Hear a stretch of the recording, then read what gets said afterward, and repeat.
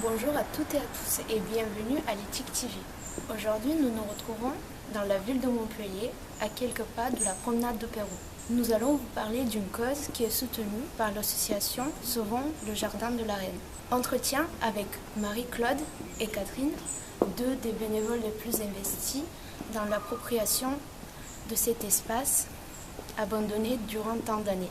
Et je découvre, dans le journal, sans le découvrir tout à fait, que le bâtiment d'intendance et le jardin de la Reine était mis en vente et qu'une association allait se monter et avait donné rendez-vous aux habitants, et moi je suis habitant de Montpellier, aux habitants à Pitot. Voilà. Donc j'ai couru à Pitot et j'ai voulu leur faire part de ce dossier, de cette étude préalable très importante qui avait été faite, parce que les habitants s'étaient mobilisés, mais ils n'étaient pas du tout au courant, bien sûr, de tout ce qui était préparé par les ministères.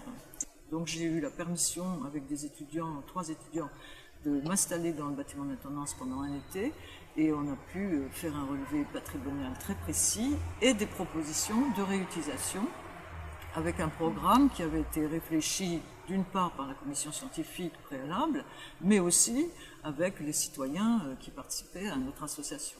Donc on a vraiment besoin de recréer un lieu qui montre l'interdisciplinarité et l'intérêt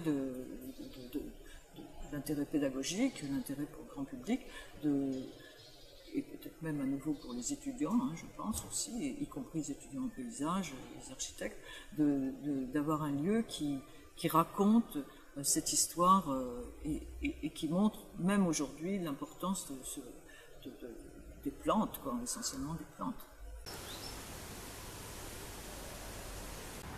Notre engagement pour qu'un véritable projet de restauration et de mise en valeur du Jardin des Plantes dans son entité complète soit relancé, et avec toujours la présence des citoyens.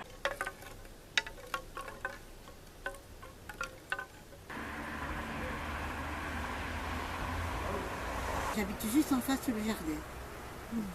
Donc c'est comme ça que je me suis aperçue que le jardin était en vente, et donc on a essayé, j'ai monté une association pour la sauvegarde du jardin de la Reine il y a déjà 3 ans. L'objectif initial de l'association, c'était la sauvegarde du jardin de la Reine et de l'intendance, qui est le bâtiment qui donne dans le jardin des plantes de l'autre côté de la rue. Dont nous avons essayé notre premier objectif a été celui-ci. Nous avons donc sauvé le jardin en fin 2013, début 2014, mais dont notre objectif s'est multiplié puisque nous n'avons pas sauvé l'intendance que nous continuons à essayer de sauver. Nos 2 objectifs dans l'association, gérer le jardin, et notre objectif c'est de sauver l'intendance. Un espace de campagne dans une ville.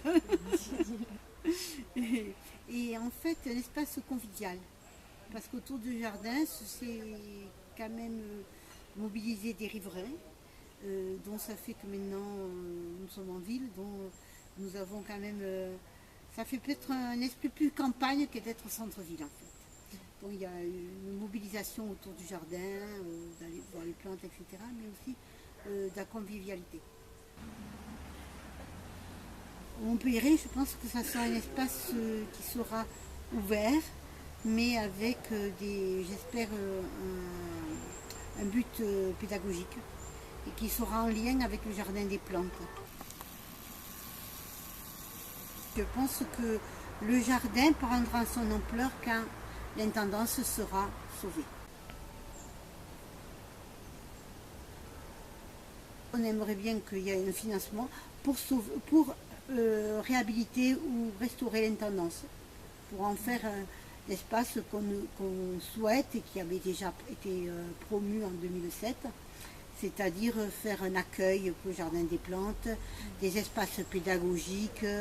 On a une petite subvention de la mairie, qui a été plus importante. Ça serait bien pour peut-être prévoir d'autres choses plus grands pour le jardin. Et peut-être aussi prévoir des animations pour mieux le faire connaître aux Montpelliérais. Écoutez, on espère vous revoir, qu'on aura rangé un peu plus le jardin et mis en valeur.